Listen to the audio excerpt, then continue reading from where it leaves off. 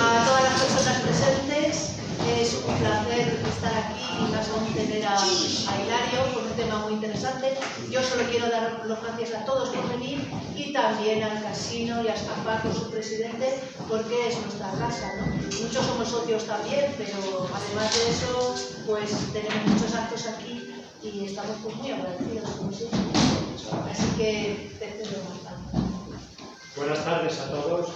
Aprovecho la ocasión para deciros que soy el nuevo presidente y que la situación del casino pues, va muy mal, así que estamos en números rojos y sí quería pediros que los que no sois socios, que os hagáis socios o que hagáis y se lo digáis a vuestros amigos o familiares para que la casa que tiene 141 años de antigüedad pueda llegar a los 142 o 143 o 144.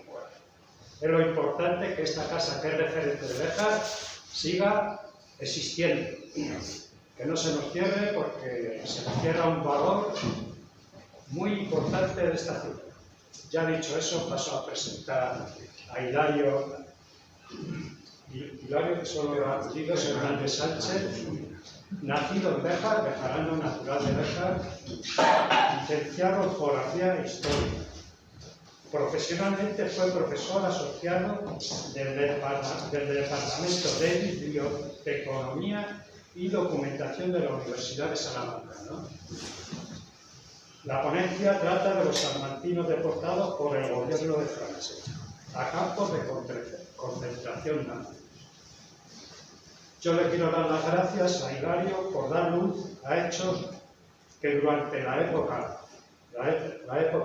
dictatorial estuvieron escondidos y olvidados. Incluso en esta etapa democrática pudiera molestar a algunas personas ciudadanas pudientes. Nada más, reiterarle otra vez las gracias por tratar este tema.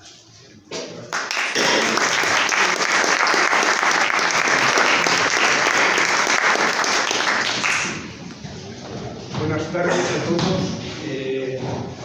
y gracias por supuesto al Centro de Estudios Salmantinos y al Casino Obrero por organizar esta charla de difusión sobre los salmantinos, personas nacidas en la provincia de Salamanca, que fueron deportados a campos de concentración nazis. Un tema que realmente ha sido muy desconocido hasta hace muy poco, y no solamente durante el periodo de la dictadura, sino en tiempos más recientes, incluso actualmente. Y no solamente desconocido por el público en general o por quien no tuviera relación directa con ellos, sino también por las propias familias. Hay casos que las propias familias han desconocido el final o el paradero de su familiar hasta hace tiempos muy recientes, incluso algunos que incluso se niegan a aceptarlo. En fin, en cualquier caso, lo cierto es que desde la Asociación Salamanca Memoria y Justicia de Salamanca llevamos año y pico trabajando en este tema y partíamos, de hecho, espero que no nos...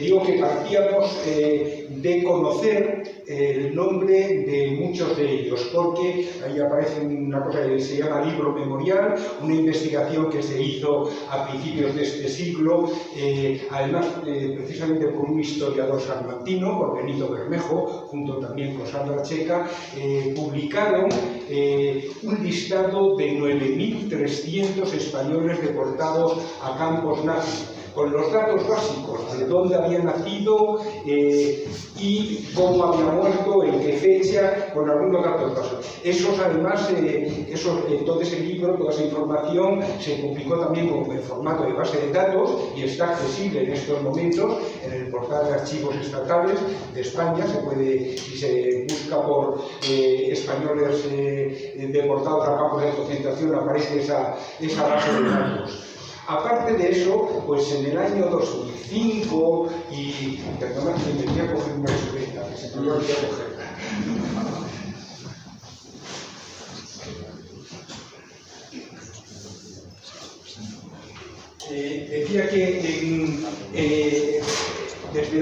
2007 que se publicó esta base de datos y esta investigación, han ido apareciendo cosas sueltas en alguna ocasión en la prensa sobre alguno de los deportados y ya más recientemente, de hecho, el nombre de los deportados, no sé si estoy yo haciendo algo raro, no.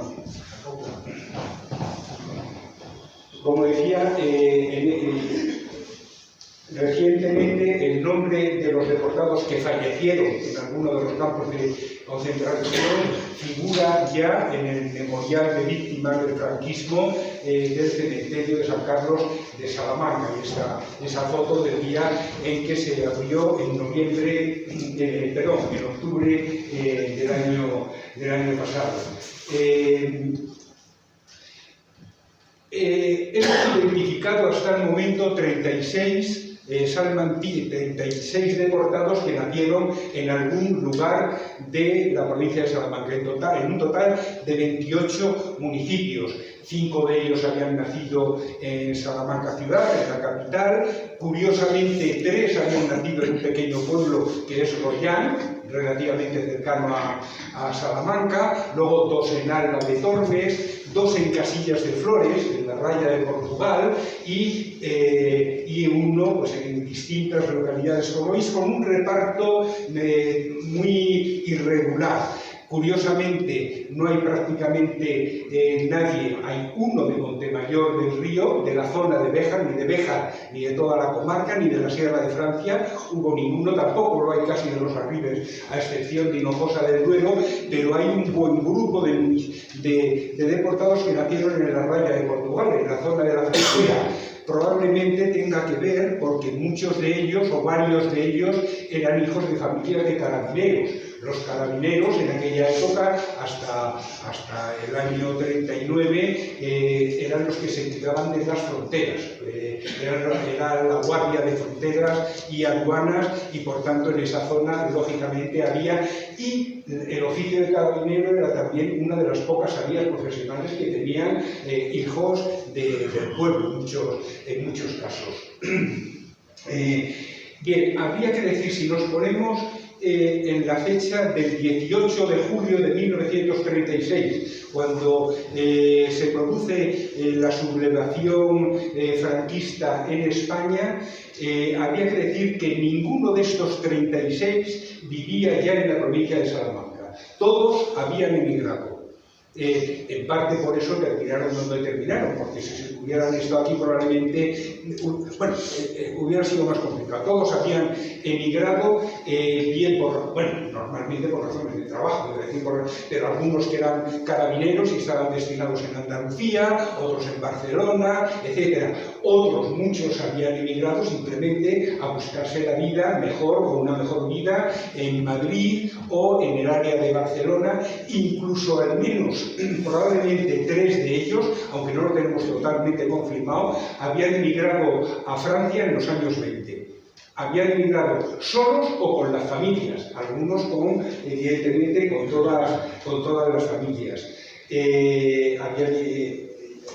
Lo veremos en algunos casos.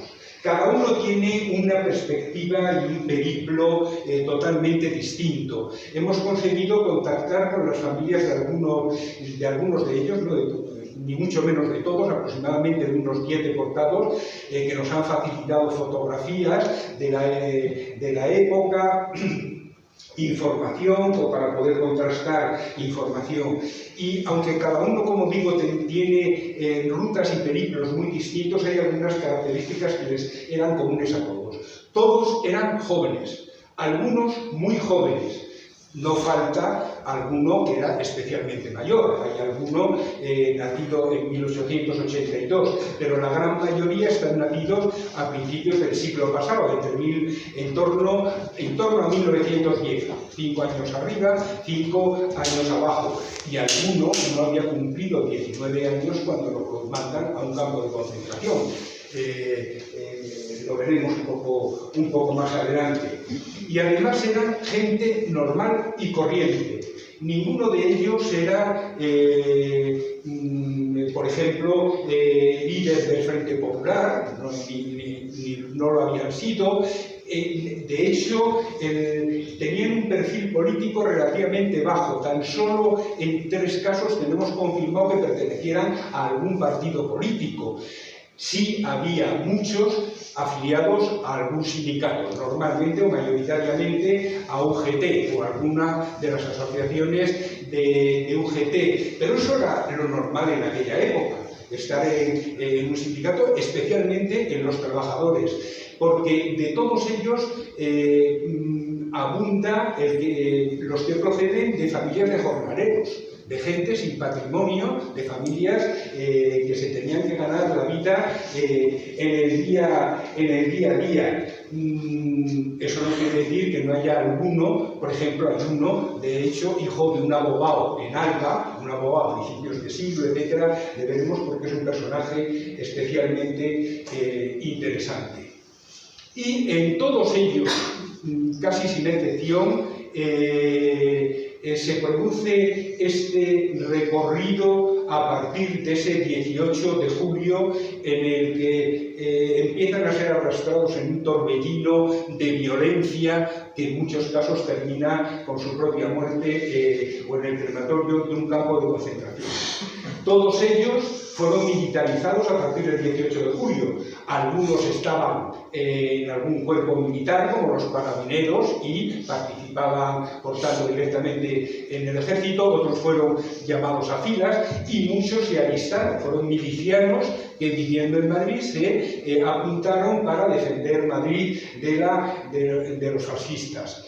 Hay que decir que son supervivientes de la guerra. En la guerra murieron muchos, en los frentes, en la guardia, por supuesto. Por lo tanto, ya tienen un primer momento, un primer periodo de supervivencia difícil. Cuando el ejército franquista se acerca a Barcelona y se produce la famosa retirada, la huida de cerca de 500.000 de españoles que vivían en ese momento en la zona de Cataluña y Barcelona hacia Francia, salen ellos también. Casi todos salen, por lo que tenemos comprobado, al exilio a través de los Pirineos o de Borbón a Francia, y conocen el exilio en Francia y probablemente los peores momentos del exilio español en Francia, porque son los momentos en que a Francia se le viene una avalancha de exiliados republicanos españoles, no saben qué hacer con ellos, además están ya con el régimen de Vichy y les tratan especialmente mal. En campos de refugiados sin condiciones, a algunos les sonará el nombre de Argelès Sirmen, Brahms,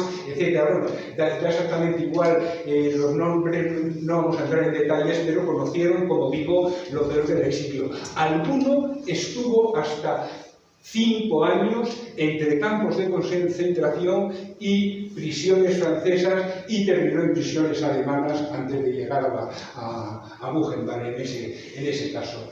Estando ahí, cuando estalla la Guerra Mundial, en septiembre del 39, el ejército francés casi fuerza a los republicanos españoles a alistarse en las compañías de trabajadores extranjeros, las llamaban así, eran compañías auxiliares del ejército francés, que estuvieron trabajando en las fortificaciones de la zona de la frontera francesa con Alemania o con Holanda o todas estas zonas.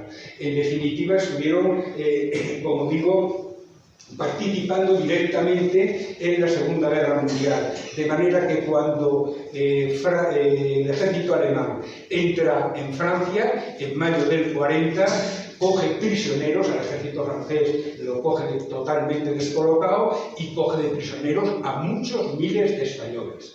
De esos miles de españoles son las grandes primeras oleadas que llegan a los campos de concentración. Están primero en campos de prisioneros, algunos hasta en Polonia, en campos de prisioneros que tenían los nazis en Polonia, o en Alemania, o en Francia, y en los campos de prisioneros en determinado momento del verano y del otoño del 40 pierden la condición de ser prisioneros de guerra, pasan a ser apátridas porque el gobierno de Franco no quiere saber nada de ellos, en definitiva. Se desentiende e incluso facilita el que puedan ser deportados a campos de exterminio.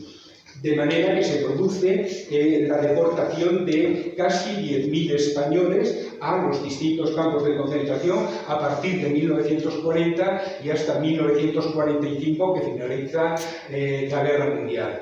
Evidentemente, pues en el campo de concentración hubo dos alternativas para estos. Muchos murieron, más de la mitad de ellos murieron, más de la mitad de los salmantinos. Vamos a hablar de 36 salmantinos, pero que de alguna manera son el reflejo de los casi 10.000 españoles. Es decir, que las cosas que podríamos decir de los 10.000 españoles aparecen tambitambién hablando de estos paisanos. Como digo, unos murieron y otros fueron liberados en 1945 y, por supuesto, no pudieron volver a España. Volvieron a pasar al exilio. En este caso, o en ese momento, Francia sí reconoció el papel de los republicanos españoles, les dio carta de refugiados a todos ellos. Bien es cierto que muchos de ellos habían participado activamente en la Guerra Mundial con el ejército francés, habían liberado París, habían estado en la resistencia francesa, luchando contra los alemanes, etcétera, etcétera, pero ninguno, como digo, puede en principio volver a España, y yo creo que ninguno consigue rehacer su vida donde la había dejado un 18 de julio del 36. Algunos sabemos que consiguen reunirse con su familia, con la familia, pero a otros se les ha perdido totalmente el rastro y otros terminan fuera, sin poder. Algunos vuelven a España, etc. Bueno, lo cierto es que a partir de ese momento y a partir de su deportación, en España sobre el tema hay un silencio absoluto, promovido incluso por la administración franquista, pero que abarcó también, por supuesto, a las familias y lo sigue abarcando. Silencio, incluso ignorancia hasta estos momentos, como si no hubieran existido. En muchas familias el tema de algún familiar que hubiera estado en el campo de concentración ha sido no tabú, simplemente ignorado. En algunas, en otros sí, evidentemente ha sido claramente un tabú. Para situarnos así brevemente, oye, por favor, es que me pongo a hablar y nos pueden adaptar las pastas aquí. Bien, para situarnos, un mapa de los principales campos de concentración en Alemania, en lo que eran las fronteras de Alemania en 1938. Digo lo que eran las fronteras de Alemania porque, como veis, Mauthausen, aquí abajo a la derecha, Mauthausen, que es el lugar donde van casi la mitad o más de la mitad de los españoles y, por supuesto, de los salmantinos que son deportados a campos de concentración. Mauthausen está en Austria, pero Austria en el 38 había sido ya anexionada a Alemania y lo consideraban territorio alemán. De hecho, como digo, la gran mayoría de 18 exactamente, son los deportados a Mauthausen. Luego, el segundo campo de importancia para los salmantinos va a ser Buchenwald, ahí en el centro de Alemania, y el tercero, Dachau, por encima de Múnich. A Buchenwald van 8, a Dachau van 4, y luego prácticamente a casi todos los campos importantes, no evidentemente a los campos de exterminio de Polonia, situados arriba a la derecha, que estaban reservados exclusivamente para los judíos. Hay que decir que esto, los campos de concentración son creados por el régimen nazi antes de empezar la Guerra Mundial. Cuando empieza la Guerra Mundial, la Segunda Guerra Mundial, Hitler no tenía enemigos políticos dentro de Alemania, no porque estuvieran todos a su favor, porque se los había cargado a todos. Había hecho ya una limpieza y había mandado a campos de... Porque los campos de concentración, para estar en un campo de concentración no tenías que estar ni condenado, ni perseguido, ni tener una sentencia de ningún tipo, etc. Al principio sí, mandan allí presos, etc. Pero a los primeros que termina exterminando son a los comunistas alemanes, a los anarquistas, a los homosexuales, a los masones y desde el principio también a los judíos, y con los judíos terminan estableciendo una solución final que es el exterminio total. Pero bueno, si hubiera podido con los comunistas también lo habría hecho, lo que pasa es que a lo mejor no era tan fácil de identificar probablemente. De estos campos, los propios nazis nos habían establecido en 3 categorías. Una primera categoría para los presos que consideraban recuperables. Buchenwald, de hecho, en teoría era para esto. Una categoría intermedia entre los que estaba Flossenbürg y demás, y algunos otros, y una tercera categoría para los presos que consideraban irrecuperables. Aquellos que textualmente decían no era deseable que volvieran a vivir en sociedad. Ese era Mauthausen. Mauthausen era un campo de exterminio por trabajo, porque cuidado, el dinero es el dinero y el sistema de campos de concentración se estableció para tener trabajo esclavo gratis, entre otras cosas, con el mínimo gasto posible, no es más que agua y pan, como aquel que dice, etcétera, ni asistencia sanitaria, etcétera, etcétera, con lo cual fue en todos lo del trabajo estaba, y además en una segunda etapa tuvo una especial importancia, porque en la deportación vamos a distinguir dos etapas. Los 2 primeros años, el 40 y el 41, todos proceden de los republicanos que estaban en las compañías de trabajadores extranjeros del ejército francés, y todos van a Mauthausen en el 40 y 41. El 42 es un año donde hay relativamente poco, y la segunda época del 43-44 van sobre todo a Buchenwald y a todos los campos. De Buchenwald luego además los traspasan, los transfieren a distintos campos. Hay 2 periodos claros, como digo, que los veremos un poco a continuación. Bien, en 1940 hay en total 6 salmantinos deportados a campos de concentración. 5 de ellos murieron, son asesinados en los campos de concentración, y 1 consiguió sobrevivir hasta ser liberado. El primero en llegar a Mauthausen es José Prieto Labrador, nacido en Salamanca. Llega a Mauthausen el 6 de agosto de 1940, en el primer convoy que llega a Mauthausen con prisioneros españoles. Es de los primeros españoles, del primer grupo de españoles que llega a Mauthausen, pues está José Prieto Labrador. De José Prieto Labrador le contaba, simplemente para que tengamos un poco idea de hasta qué punto ha sido ignorado el tema de los deportados. En noviembre localizamos a unos sobrinos nietos de José Prieto Labrador. Vive su padre, por tanto, un sobrino directo de este hombre que murió en Mauthausen. Era hijo de su única hermana. Él vive en una residencia, y cuando hemos hablado y tal, y hablando con los sobrinos nietos, decía, si nosotros ya sabíamos que debía de haber algo y tal, y esto y tal. Pues el caso es que han ido a la residencia donde vive su padre, sobrino directo de José Prieto, a contarle, a decirle, oye, te amo, que el tío José y tal murió en un campo de concentración. Eso lo diréis vosotros. Murió en nuestra guerra. Que no, que hay documentos que lo demuestran, que han aparecido documentos, serán falsos. Y ahí queda la cosa. Bien. 3 días después, el 9 de agosto, llega a Mauthausen un tren en el que van más españoles y también más salmantinos, y entre ellos Juan Acedo Blanco, el único que nos tocaría como bejaranos un poco más cercano, puesto que era de Montemayor del Río. Y me voy a detener un poco en él por explicar un poco, porque ejemplifica un poco el periplo que siguieron la gran mayoría de ellos. José Prieto Labrador, pues como digo, había nacido en Montemayor del Río.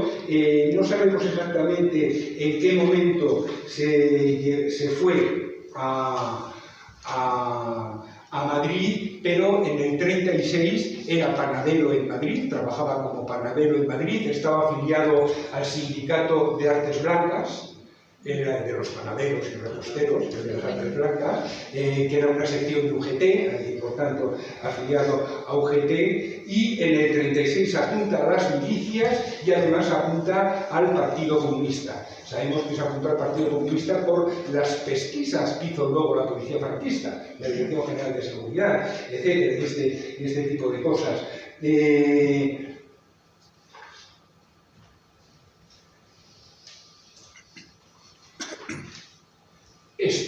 Mientras estuvo durante la guerra, estuvo en el frente del Tajo y luego fue guardia en Barcelona. El caso es que salió al exilio, estuvo en una compañía de trabajadores, no sabemos exactamente cuál, pero en 1940 era prisionero de los alemanes y en agosto lo envían a Mauthausen. El envío a Mauthausen se hacía. Los trenes que llegaban a Mauthausen eran trenes con vagones de ganado, en los que además figuraba 40 caballos, 100 hombres. Metían a 120 o 130 en condiciones absolutamente de apelotonamiento, no tenían más que un cubo en un rincón para hacer las necesidades. Algunos viajes duraban 2 días, este en concreto duró 3 días, sin comer ni beber, sin que les dieran, dejaran salir, etc. Y cuando llegan les reciben unos soldados de negro que no conocían, que eran los SS, con perros, focos, metralletas, etcétera, algo alucinante. Desde luego los testimonios que hay, si alguien quiere leer testimonios de los supervivientes, son sobrecogedores, son espeluznantes. No le recomiendo a nadie que lo lea por la noche, salvo que quiera tener pesadillas. Lo digo porque me ha ocurrido en alguna ocasión. Bien, el caso es que a los pocos meses de estar en Mauthausen lo transfieren a Busen. Era Busen un subcampo. Casi todos los campos de concentración tenían luego subcampos donde terminaban mandando para algún tipo de trabajo especial. Busen estaba a 4,5 kilómetros de Mauthausen y lo envían el día 24 de enero del 41. Luego recordaremos la fecha por un dato curioso. Como digo, lo envían para allá, y Busen era el matadero de los españoles. Ahí fue donde murieron, en realidad murieron en Mauthausen, Busen, y fue donde murieron el 75% de los deportados a Mauthausen españoles, murieron en Busen. Era mandarte a Busen ya era prácticamente el saber. Bueno, de hecho decían que un preso si dura más de 3 meses es que es un vago y no trabaja, hay que darle. Eso lo tenían en el protocolo, la burocracia nazi. Bien, como digo, no sabemos exactamente cómo murió, si tenemos la fecha, etcétera, pero en cualquier caso la fecha es noviembre del 41 y en el 49 el Tribunal Especial para la Represión de la Personería y el Comunismo abre un expediente a Juan Acedo Blanco por comunista y, en fin, todo lo que podáis querer. En ese expediente que hemos podido consultar hay, por ejemplo, transcripciones de su ficha en el Partido Comunista de España, y por eso sabemos que había pertenecido, que había ingresado en el 36 al Partido Comunista. Pero hay un dato especialmente curioso, y es que decide la policía dictaminar que está en paradero desconocido después de ir al que era su domicilio familiar y donde vivía todavía su familia. Sabemos que vivía todavía su madre en Madrid, y allí les dicen que no tienen ninguna noticia de él desde 1940. Probablemente vivía también su mujer, ahí no lo sabemos. Que no tenían ninguna noticia. Es decir, 9 años después, bueno, 8 años después de estar muerto, la policía franquista se presenta en casa de una señora y de una viuda para preguntarles dónde anda este hombre, y no tenían ni idea en ese momento. Probablemente a finales de los años 50 ya lo sabían, vamos, con seguridad, sí lo sabían porque pudieron acceder a una indemnización del gobierno alemán que concedió y que se gestionó. No todos lo consiguieron, pero bueno, el gobierno alemán se vio obligado en los años 50 y 60 a indemnizar a muchos de los deportados en campos de concentración nazis. Y por ese expediente de deportación sabemos que Juan Acedo, antes del 18 de julio del 36, estaba casado y además tenía un hijo por entonces de 2 años. Al que probablemente, pues bueno, no, sin duda no volvió a ver desde que saliera de Madrid. Bien, en el mismo tren que Juan Acedo iba también Benito Martín del Águila, de Peñaranda de Bracamonte, también fue deportado a Mauthausen y también fue trasladado a Gusen y asesinado en Gusen. Él era guardia de asalto, viven varios sobrinos suyos en Peñaranda de Bracamonte, tenemos contacto con ellos. También iba en ese mismo tren Pablo Abad Alonso, un hombre nacido en Salamanca. Ahí está en los años 50, porque es el único superviviente de los deportados de este año, el único que consiguió sobrevivir. Probablemente hay quien vive un sobrino suyo que lo conoció, un sobrino nieto que lo conoció, y el testimonio de la familia es que probablemente sobrevivió gracias a su corpulencia física y que había hecho boxeo en su juventud, y entonces participaba o le hacían participar en los combates de boxeo que los domingos organizaban los nazis entre los presos para apostar.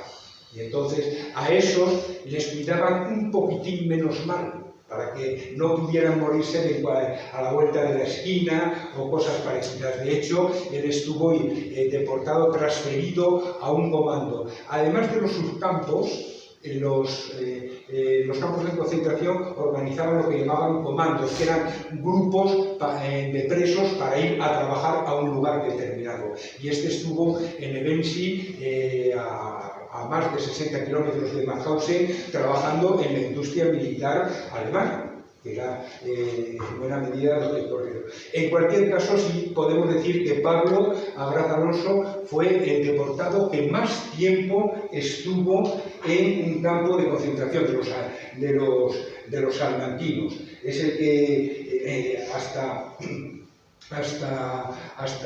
pues eso, desde el 40 hasta el 45 sobrevivió durante casi 6 años. Y digo que sobrevivió porque aquello era sobrevivir un día y al día siguiente también, empezar de nuevo la tarea de ver cómo se llegaba a la noche, en definitiva.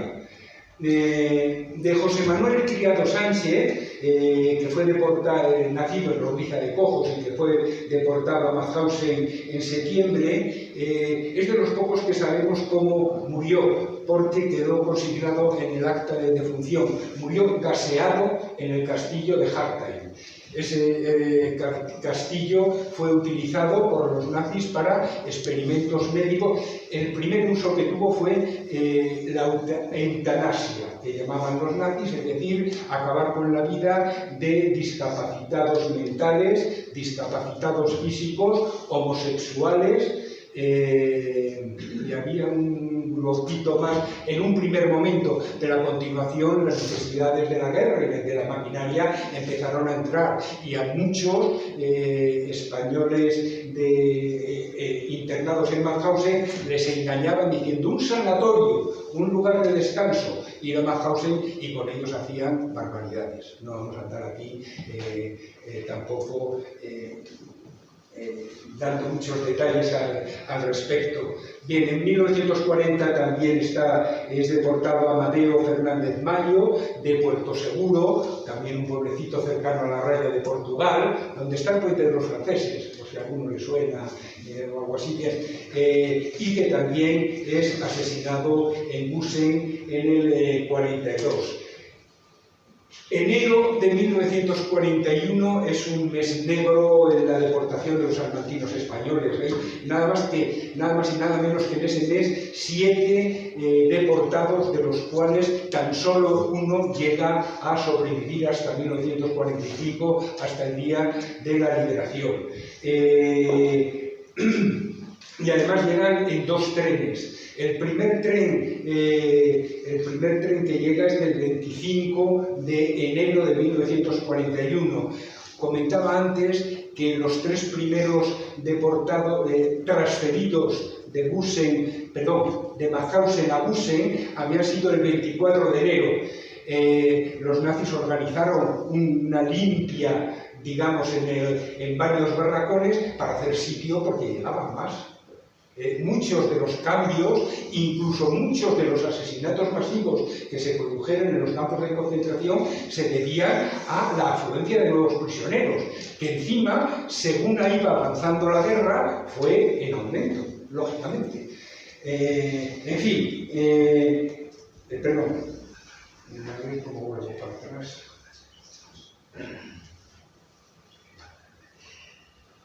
¿No?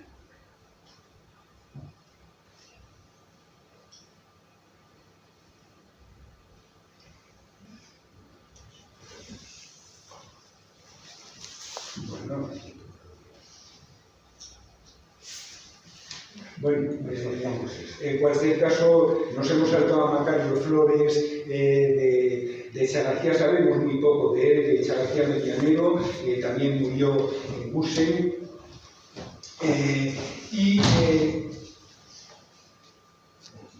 con estas... ya no, me paso el pantalla. Nos quedamos en una Manuel García, nacido en Salmoral, en 1915, por cercano a la zona de Peñaranda. Está en la foto de arriba de la izquierda, con 17 años, cuando marcha a Madrid, cuando se va a Madrid a trabajar de panadero. Otro panadero, igual que Juan Acedo. Ahora bien, además de panadero, era repostero y terminó entró a trabajar en hoteles y llegó a ser jefe de repostería del Hotel Internacional, que no sé exactamente cuál era, pero bueno, debía ser uno de los hoteles grandes o así de postín en Madrid en aquella época.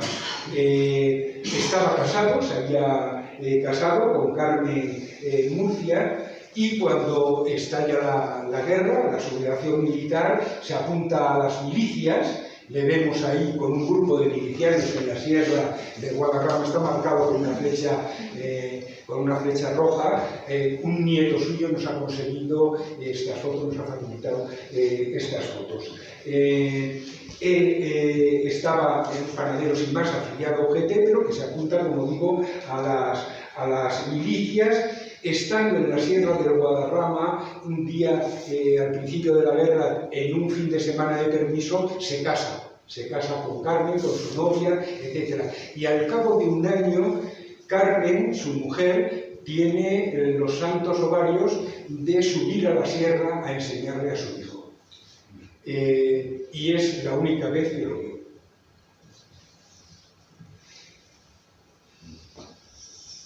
Fue dado por desaparecido en la guerra, después apareció, etc.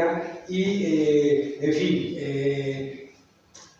fue, como digo, deportado, se había alistado a los carabineros posteriormente, etc. Manuel García Peña, de Casillas de Flores, un pueblo también de la raya de Portugal, de la zona de la frontera, era hijo de carabineros. Él también terminó entrando en el cuerpo de carabineros y es el primer salmantino que muere en un campo de concentración. Fijaos que va a Mauthausen el 25 de enero del 41 y el 18 de febrero del 41 certifican su muerte. No sabemos exactamente cómo murió, pero consiguió sobrevivir 24 días, no llegó ni siquiera a sobrevivir un mes. Rodolfo Ruiz Dávila, de Villaflores, pegando a la provincia de Valladolid, al lado de Cantalpino, vivía también en Madrid en el 36 y todavía en el 45 su mujer está haciendo gestiones a través de la Cruz Roja para saber qué ha ocurrido con él, para saber si le dan noticias. Porque el problema es que mientras estuvieron en el exilio en Francia, los deportados pudieron mantener correspondencia con sus familias. Les escribían y podían recibir ocasionalmente también, incluso hasta paquetes en los campos de refugiados. Pero a partir del momento en que entran en las prisiones alemanas, pierden el contacto con la familia, totalmente. No pueden escribir ni recibir familia, con lo cual las familias no saben qué ha ocurrido con ellos. De hecho, Benito Bermejo, el historiador, cuenta el caso de un hijo ya relativamente mayor de un deportado que había muerto, al que consiguió localizar en el año 92, en 1992, y que se mostró totalmente en una primera entrevista reticente y negado a hablar. Y al cabo de 2 días le llamó para volver a tener una entrevista y le dijo: siempre habíamos creído que mi padre nos abandonó. Y se había casado con una francesa o algo parecido. Es decir, las historias son todas singulares y todas muchas veces llenas de dramatismo. Tenemos la foto de Guzmán Rodríguez García, personalizado, se le ve la cara y no como a ese grupo de presos en la plaza de Mauthausen, que sería imposible distinguir a ninguno de ellos.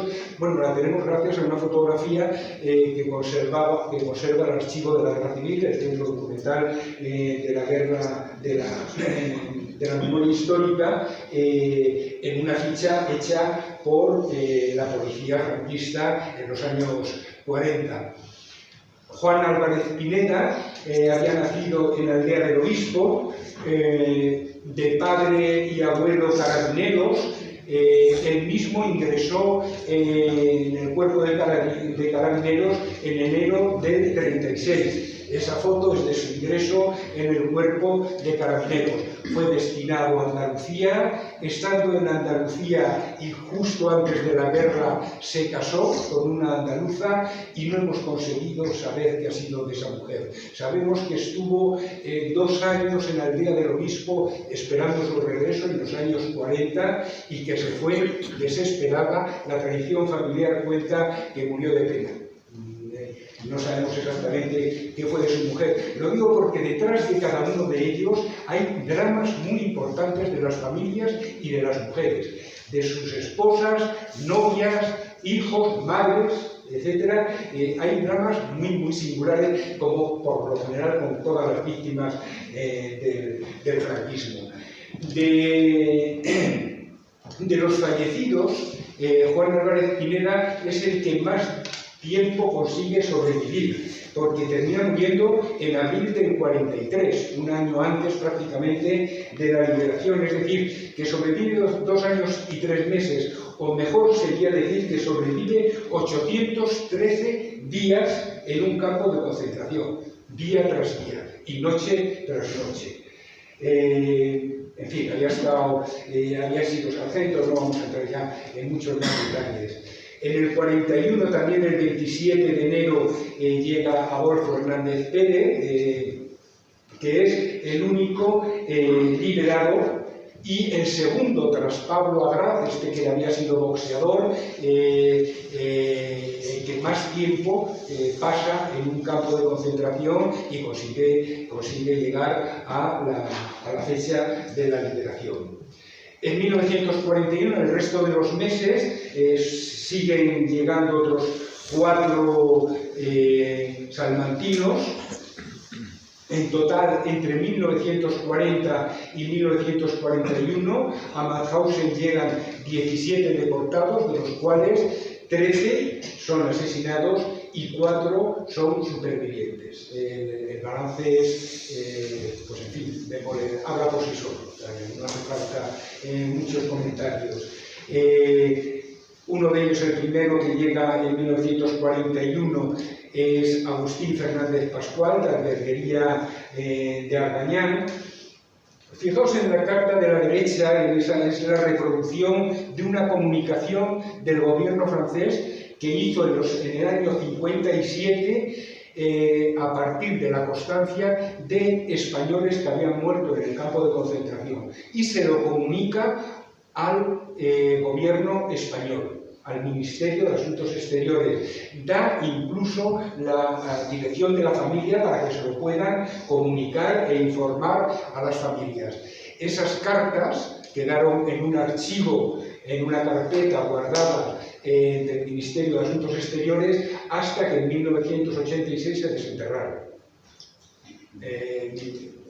El silencio, en fin, era duro el tema. Manuel San Juan Guzmán, de Salamanca, también, aunque residía en Madrid, tiene un poco el